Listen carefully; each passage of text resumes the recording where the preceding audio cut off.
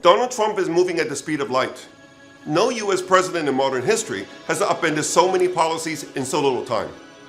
Trump says his tariff war will revive American manufacturing. Early days still, but do the latest numbers back him up?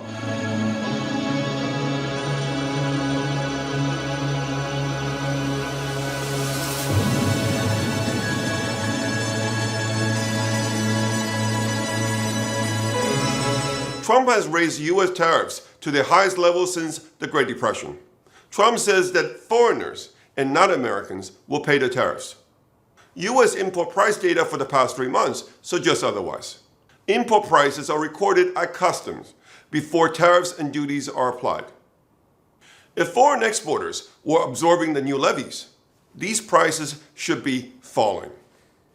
Instead, they were flat in July, but rose in August. The implication is clear. Foreign suppliers still have pricing power. That means it is Americans, not foreigners, who are footing the bill for Trump's trade war. Tariff revenue has jumped by $20 billion a month since the new measures took place. But this revenue is nothing more than a transfer from U.S. businesses and consumers to the U.S. federal government. In other words, a tax on Americans.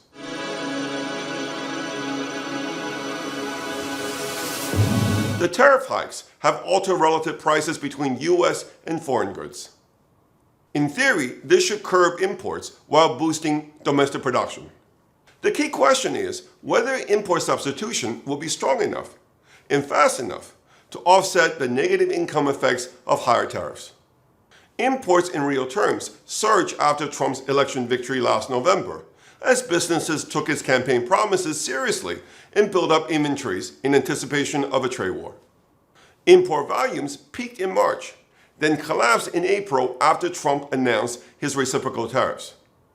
They fell further in June, but rebounded sharply in July, rising nearly 7%. As a result, aggregate imports have now returned to their pre-election level. If import substitution is taking place at all, it has yet to make a visible difference. That said, different categories of imports are showing diverging patterns. Imports of consumer goods and autos remain depressed in July and are still about 15% below their levels in November. In contrast, imports of industrial supplies surged in July.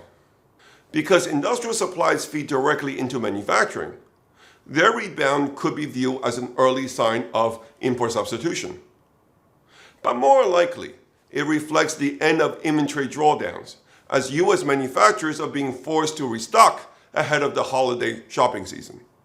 Supporting my hypothesis is the fact that the inventory to sales ratio for durable goods declined in August to their lowest level since the pandemic. I've argued in an earlier video that inventory drawdowns are why the pass-through of tariffs into inflation has been slow so far.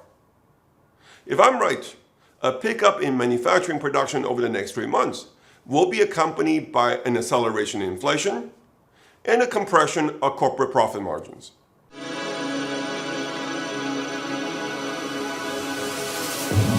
Import substitution has only one meaning: an increase in the market share of domestically produced goods at the expense of imports. Is there any sign of this happening? The good news is that U.S. manufacturing production did increase in August. The bad news is that it grew at a slower rate than imports. Given the low capacity utilization rate of the U.S. auto industry, it should be the first place where we see the effects of import substitution. Encouragingly, the production of automotive products rose in August, compared to continued decline in the imports of automotive vehicles. However, meanwhile, foreign cars, which have been steadily gaining market shares in the U.S. over the past 5 years, saw their market share increase further in August by a whopping 1 percentage point. At the same time, motor vehicles and parts manufacturing lost 7,300 jobs, the biggest monthly loss since January. Another industry that should be benefiting from Trump's tariffs is the U.S. furniture industry that has been devastated by foreign competition over the past few years. In August, employment in furniture and related products manufacturing employment fell by 2,000 after a pickup in the previous 4 months. Have no illusion. A U.S. manufacturing revival will be neither easy nor fast. What it means is that Trump's tariff war will be a net burden on the U.S. economy for a while, especially given the scarcity of skilled labor and his deportation policy. Trump is not known for his patience. Will he increase the tariffs further to accelerate import substitution? Or will he ease tariffs under pressure from his voters? My guess is that there is no turning back for Donald Trump. My guess is that he's gone all in.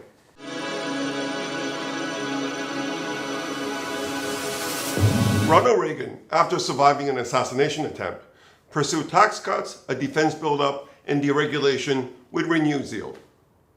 Trump, who declared after his own brush with death that he was saved by God to make America great again, seems to share Reagan's sense of divine mission and urgency.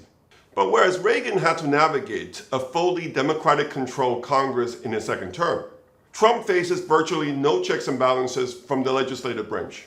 And with a 6-3 conservative majority on the Supreme Court, the judiciary too has largely declined to stand in his way. If the measure of presidential power is freedom from institutional constraints, Trump is probably the most powerful U.S. president since Franklin Roosevelt. No doubt future historians will hold Trump to a higher standard than other presidents. Right now, 60% of Americans say they do not approve Trump's handling on inflation. According to the University of Michigan, 5-year U.S. inflation expectation hit 3.9% in September, up from 3.5% in August. But the stock market has decided to give Trump the benefit of doubt. Or rather, the stock market has decided to see his trade war as a good thing. The market loves a Goldilocks scenario. It now sees the tariff as slowing the economy just enough to get the Fed to cut interest rates, and not enough to weigh on corporate earnings outlook.